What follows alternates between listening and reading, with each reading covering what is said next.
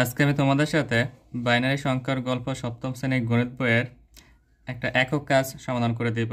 147 পৃষ্ঠার একক কাজ তোমরা মোবাইল স্ক্রিনে দেখতে পাচ্ছ।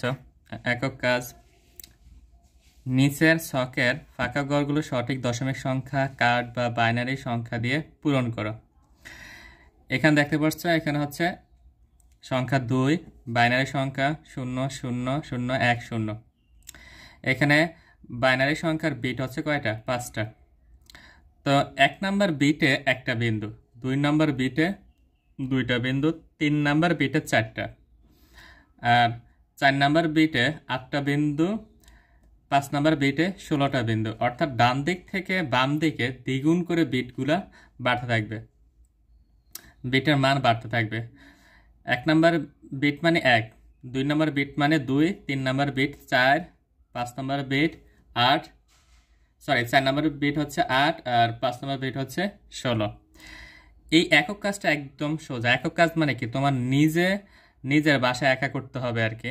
আচ্ছা, এখানে শুধু একটা নিয়ম মাথায় রাখতে হবে। নিয়মটা হচ্ছে, যেই বিটে করজ চিহ্ন দেওয়া আছে, এরকম করজ চিহ্ন দেওয়া আছে, সেটা হবে 0।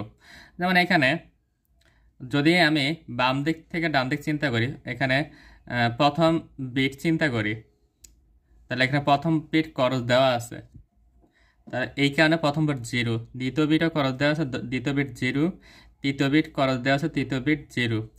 কিন্তু চতুর্থ বিটটা কি করজ দেওয়া নাই এখানে, এই কারণে সেটা কি 0 দেওয়া নাই, সেটা হচ্ছে কি 1। পঞ্চম বিটটা কি করজ, এইখানে পঞ্চম বিটটা কি 0। আচ্ছা, আমরা এটা ডান দিক থেকে বাম দিকে চিন্তা করব, এটা সুবিধা হবে ভবিষ্যতে, অন্য অঙ্কের জন্য এটা সুবিধা হবে। 1 নাম্বারটা তোমরা বুঝছো। আচ্ছা, এবার 3 নাম্বারটা দেখে, এখানে একটা জিনিস খেয়াল করো, এখানে সংখ্যা হচ্ছে কি 3, সংখ্যা হচ্ছে এখানে 3। এখানে 1 নাম্বার বিট আর 2 নাম্বার বিট করজ দেওয়া নাই, তাহলে কি হবে এখানে 1 1। আচ্ছা, তারপর হচ্ছে বাকি সবগুলোতে কি দেওয়া আছে, করজ দেওয়া আছে, তো বাকি সবগুলো কি হবে 0 হবে।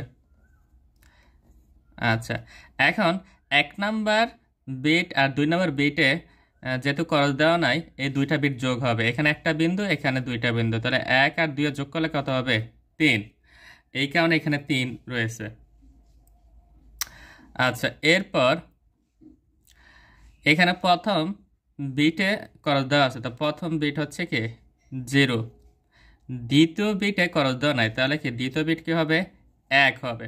অর্থাৎ যেই বিটে করজ দেওয়া থাকবে না, সেখানে 1 থাকবে, বাইনারি সংখ্যা সেখানে 1 চলে আসবে। আচ্ছা, তারপর 3 নাম্বার বিটে করজ দেওয়া আছে, তাহলে 3 নাম্বার বাইনারি সংখ্যার বিট হবে 0। 4 নাম্বার করজ দেওয়া নাই, এখানে হবে কি 1। 5 নাম্বার করজ দেওয়া নাই, এখানে হবে কি 1। আচ্ছা, এবার একটা জিনিস খেয়াল করো, যে বিটগুলোতে করজ দেওয়া নাই তাদের যোগফল কত? এখানে হচ্ছে 2 আর 8 কত 10, 10 এ 8 16 26, তাহলে এখানে 26, ঠিক আছে। আচ্ছা, তারপর আমরা দেখি, এখানে প্রথম বিটে করজ দেওয়া নাই, তাহলে প্রথম বিট হবে 1, দ্বিতীয় বিটটা হবে কি 1, আর তোমরা খুব ভালো করে জানো বাইনারি সংখ্যা 1 1 আর 0 ব্যতীত অন্য কোনো সংখ্যা লেখা যায় না। এখানে লেখা আছে কি বাইনারি সংখ্যা, ঠিক আছে। আচ্ছা, তো যেই বিটগুলো করজ হবে সেগুলো হবে 0, আর যেগুলো করজ থাকবে না সেগুলো হবে কি 1। তারপর 3 নাম্বার বিটটা কি 0, 4 নাম্বার বিটটা 0 যেহেতু করজ দেওয়া আছে, 5 নাম্বার বিটটা হবে কি 1। এবার আমরা দেখি, এখানে 1 আর 2 কত 3, 3 আর 16 যোগ করলে কত 19, তাহলে এখানে হবে কত 19, দশমিক সংখ্যা হবে 19। একটা কথা মাথায় রাখবা, দশমিক সংখ্যা, ডেসিমাল সংখ্যা অথবা দেশীয় সংখ্যা সব একই কথা। আচ্ছা, এখন এখানে 23 দেওয়া আছে, এখানে দেওয়া আছে কি 23, এটা আমরা একটু পরে করব, আমরা তারপরটা করি। এখানে 1 নাম্বার বিটে করজ দেওয়া নাই, তাহলে এখানে হবে কি 1। 2 নাম্বার বিটে করজ দেওয়া নাই, এখানেও হবে কি 1। 3 নাম্বার বিটে করজ দেওয়া নাই, এখানেও হবে 1। 4 নাম্বার বিটে করজ দেওয়া আছে, তো এটা হবে 0, আর 5 নম্বর বিটে করজ দেওয়া নাই, এটা হবে কি 1।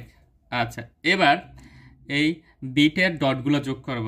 1 আর 2 এর 3, 3 আর 4 এর 7, 7 আর 16 কত হবে? 7 আর 16 হবে 23। এই 23 তো উপরে দেওয়া আছে।